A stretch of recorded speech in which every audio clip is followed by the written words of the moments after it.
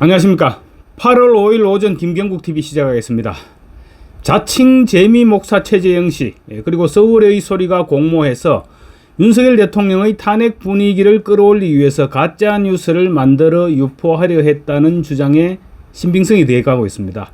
며칠 전 공작에 가담했던 내부자의 제보를 바탕으로 스카이데일리라는 매체가 보도했죠. 황당하게 들렸기는 했지만 최재형과 서울의 소리가 등장해서 실제로 추진했던 것으로 드러나고 있습니다. 이른바 대통령 탄핵 옥새 공작 가짜뉴스 시나리오는 지난 대선 직전 수행자 천공, 그러니까 윤석열 대통령 부부와 가까운 것으로 알려져 있죠. 천공이 당시 대선 후보이던 윤석열 부부를 만나서 대통령이 되기 위한 부적, 그러니까 신물이라면서 청나라 걸륭제 때의 옥새인 삼위당정 감세를 전달했다. 이것이 지금 공작의 줄거리입니다.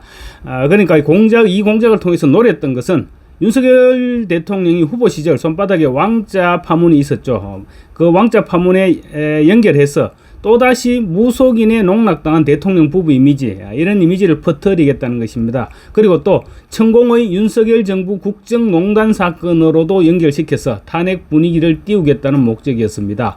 이와 함께 중국의 국보급 문화재인 삼위당정 감세를 등장시켜 한중 외교 파탄을 불러오게 함으로써 윤 대통령의 탄핵 밑자락을 깔겠다, 이런 전략을 세웠던 것입니다. 이들은 시나리오의 완성도를 높이기 위해서 한때 천공의 제자였다고 주장하는 전통무용가 박모 씨가 천공이 윤 후보에게 옥새를 전달하는 자리에 함께 배석했다는 것으로 시나리오를 꾸몄습니다. 이 같은 주장을 퍼뜨리기 위해서 이미 박 씨가 증언하는 영상까지 만들었고 10월 중에 터뜨리는 계획까지 잡았던 것으로 드러났습니다. 박 씨는 최재형의 경호원 겸 운전기사로 한 달 반가량을 함께 생활하면서 최재형의 비밀 공작에 동조했다고 합니다. 박 씨는 옥새를 가지고 있었던 당사자이고 또 옥새 공작 아이디어를 제공했던 사람이기도 하답니다. 시나리오에서 박 씨의 역할은 천공에게 옥새를 제공하고 회합을 중재한 정인으로 방송에 출연하는 것이었습니다. 박 씨는 천공의 가르침을 전하는 정법 강의를 듣고 서너 번 만나본 인연이 있어서 정인으로 적합하고 또 옥새 제공이 가능했기 때문입니다. 최재형은 박 씨에게 이재명과의 면담을 추진하고 시나리오가 실행되면 신변 보호를 위해서 이재명이 만났던 싱하이밍 대사를 통해서 중국으로 망명시켜주겠다, 이런 약속도 했다고 합니다. 그런데 시나리오 영상이 거의 다 만들어졌는데도 약속이 지켜질 기미를 보이지 않자 박 씨가 불안해졌겠죠. 그래서 신변의 위협을 느껴서 스카이데일리를 통해서 시나리오를 폭로했다는 것입니다. 스카이데일리는 최재형과 서울의 소리 관계자들이 주고받는 생생한 육성이 담긴 녹취록, 그리고 이들 사이에 오고 간 주고받은 텔레그램 내용 등을 확보한 것으로 알려지고 있습니다. 박 씨가 공개한 최재형과의 텔레그램 대화 내용을 보면 최재형은 소송 등의 이번 폭로로 인해서 소송 등의 문제가 발생하면 서울의 소리 법률 담당이 처리할 것이니 염려하지 말라. 옥새와 이재명 대표 만남을 주선하는 것, 그리고 주한 중국 대사 관련 망명은 심도 있게 고려 중이니까 기다려 보시고, 이렇게 얘기하면서 두려워하는 박 씨를 안심시키는 장면도 나옵니다.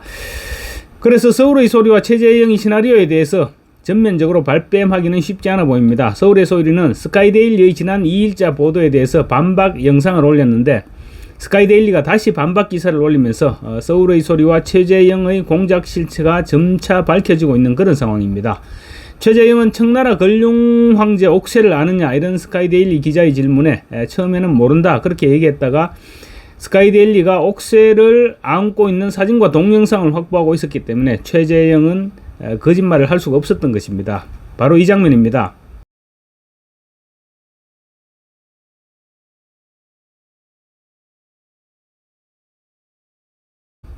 사진이 포함된 보도가 나오자 최재형은 직접 전화를 걸어서 옥새를 모른다고 했던 것은 바빠서 그랬다, 이런 변명 아닌 변명을 내놓았다고 합니다. 옥새 공작에는 최재형과 서울의 소리, 그리고 제보자 박 씨, 또 깊숙하게 개입한 또 다른 인물이 등장합니다. 서울의 소리 강전호 이사라는 사람인데, 강 이사는 2008년 촛불 시위의 기점이 된 이명박 심판 범국민행동본부 인터넷 카페 운영자 겸 기획전략 부대표로 활동한 인사랍니다. 강 이사는 옥새 공작 방송용 편집본을 삭제해달라는 박 씨의 요구를 극구 만류한 인물이기도 합니다. 박 씨의 녹취 파일에 따르면 편집본 삭제를 둘러싼 신라인 과정에서 강 이사로 추정되는 사람이 총선에서 승리하고 10월이면 탄핵 국면으로 접어들 텐데 지금은 증거가 부족하지만 그때는 분위기에 편승해서 방송할 수 있다. 이런 취지로 말했다고 합니다. 여기에서도 지금 10월 탄핵설이 등장하고 있죠. 최근 좌파들의 막가파식 움직임을 보면, 특히 MBC를 한사코 사수하려는 저들의 움직임을 보면 뭔가 지금 어마어마한 공작이 물밑에서 진행되고 있는 것은 분명해 보입니다. 서울의 소리가 공개한 반박 유튜버를 보면 여기에서도 몰래카메라가 등장합니다. 김건희 여사에게 디오르 손가방을 전달할 때도 몰래카메라를 동원했었죠. 그래서 보면 이들에게 몰래카메라는 아예 일상화된 공작 도구가 아닐까, 이런 생각도 해볼 수 있을 것 같습니다. 박 씨가 최재형을 처음 대면한 것은 2월 7일이었다고 합니다. 첫 만남 자리에서 나눈 대화를 몰래카메라로 모두 촬영했고 이를 지금 반박 유튜브에 올린 것입니다. 반박 유튜버란 것은 이 시나리오 자체를 박 씨가 구상했다, 그런 주장입니다. 처음 만난 자리에서 박 씨가 옥새 공작 아이디를 내놓았고 이를 몰카로 촬영해 놓았다가 이번에 반박 자료로 공개한 것입니다. 박 씨는 옥새 공작 아이디어를 제공한 것을 인정하고 또 이번 사태 과정에서 발생한 잘못에 대해서는 처벌은 달게 받겠다, 이렇게 말했고 실제로 지난주 서울 서초경찰서에 자진 출두해서 조사를 받았다고 합니다.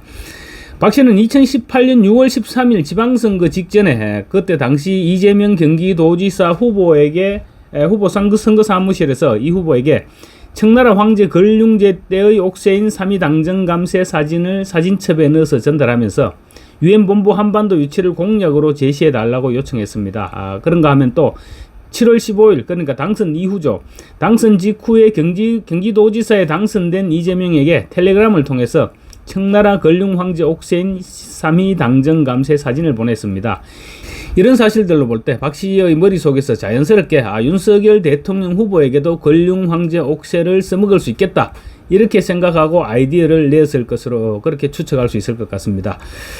박 씨는 아이디어를 제공하고 실행 준비를 했는데 2월 7일 첫 만남 이후 약 한 달 이후인 3월 11일 공작방송 제작을 거부했다고 합니다. 거부하면서 서류 반환을 요구하니까 공작에서 하차하겠다, 서류 반환을 요구하면서 공작에서 하차하겠다, 그런 뜻을 전달했다고 합니다. 그러자 최재형과 아까 얘기했던 강 이사가 차량 제공과 월급을 주겠다, 그렇게 제안하면서 회유를 했다고 폭로했습니다. 실제 그 직후 서울의 소리는 카니발 차량을 렌트해서 박 씨에게 제공했고 또 월급 160만 원을 백은종 서울의 소리 대표가 월급 160만 원을 주라고 허가를 했다면서 박 씨 통장에 월급 160만 원을 입금했다고 합니다.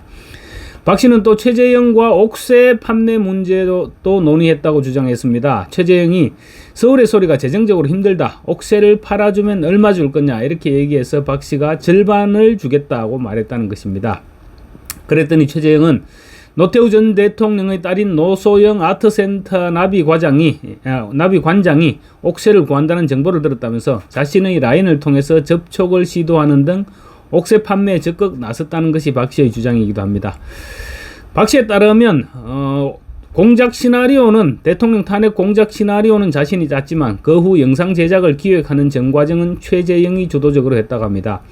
만약 공작이 실현됐다면 누가 어떤 역할을 했느냐는 점보다는 윤석열 대통령 부부와 천공의 옥새 만남이 사실이냐 허구냐, 이 부분이 중요해지는데 최재형은 박 씨가 만들어낸 허구의 시나리오라는 것을 모두 알고 있으면서도 꺼리낌 없이 영상 제작에 나섰던 것입니다. 그런 인물이니 김건희 여사를 그렇게 집요하게 공작 대상으로 활용했던 것입니다. 이제 최재형의 실체가 드러나면서 김건희 여사의 디오르 손가방을 둘러싼 의혹도 치밀하게 짜여진 공작의 결과물이었다는 사실이 명백해지고 있습니다. 박 씨 역시 과거 신내림을 받았다거나 분노 조절 장애가 있어서 정신과 치료를 받았다고 밝힌 점, 이런 점들을 미뤄볼 때, 그리고 대통령 탄핵을 위한 공작 시나리오를 구성한 점 등을 미뤄볼 때 정상적인 사고방식을 가진 사람이라고 볼 수는 없을 것 같습니다. 그렇지만 이를 이용해서 대통령 탄핵 옥새 공작을 실제로 추진했던 최재형과 서울의 소리는 분명 범죄 행위를 저질렀다고 봐야 됩니다. 물론 박 씨도 마찬가지겠죠. 따라서 신속한 수사가 진행돼야 될 것입니다. 문제는 최재형입니다. 최재형은 미국 시민권자로 북한을 수시로 왔다 갔다 했던 사람입니다. 민경우 전 국민의힘 비대위원, 민전 비대위원은 간첩죄로 수감 생활도 했고 또 북한의 지령을 받고 활동을 하기도 했던 진짜 간첩 출신입니다. 그 민경우 전 비대위원은 최재형에 대해서 국내에서 사방팔방 돌아다니면서 현재 남측의 친북 인사들을 엮고 다니는데 그게 대남 공작이 아니면 어떤 것이 대남 공작이겠느냐 이렇게 말했습니다. 한마디로 말하면 최재형은 간첩이라는 얘기죠. 최재형은 과거 북한을 방문해서 맹경일 전 통일선전부 부위원장과 만나는 등 북한의 최고위급 인사들을 만났다고 합니다.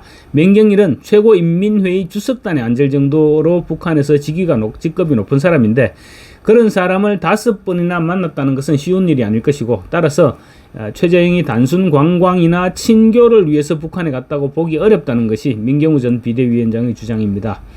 이번 공작 과정에서 최재형과 숙식을 함께 했던 박 씨는 최재형에 대해서 그는 목사가 아니다 이렇게 수없이 대뇌었다고 합니다. 사실 대통령 영부인을 만나면서 몰래카메라로 촬영을 하는 대담한 행동은 종교적인 신념이나 아니면 정의감으로 쉽게 할 수 있는 일은 아니죠. 일반인이 아무리 정의감에 불타오른다고 해도 아마 그런 짓은 손이 떨려서 하기가 쉽지 않을 것입니다. 그래서 혹시 고도의 훈련을 받았지 않았을까 하는 의혹도 제기되어 왔던 것입니다. 박 씨가 공작을 포기하려 하자 최재형은 어머니가 살고 있는 집을 알고 있다. 이런 협박까지도 서슴지 않았다고 합니다. 그런 협박을 평범한 목사가 할 수 있는 내용은 절대 아니겠죠. 저는 정체불명의 친북 종북 인사를 국회 청문회까지 불러들여서 전 국민이 보는 앞에서 마음대로 거짓말을 하고 김건희 여사를 흔들도록 판을 깔아준 것이 민주당입니다. 어쨌거나 박 씨의 폭로로 공작 사건 전모가 드러났으니 경찰은 신속한 수사로 관련자들을 처벌하고 또 배후에 또 다른 인물은 없는지 이 부분에 대해서도 철저하게 수사해서 실체적인 진실을 밝혀야 될 것입니다. 감사합니다.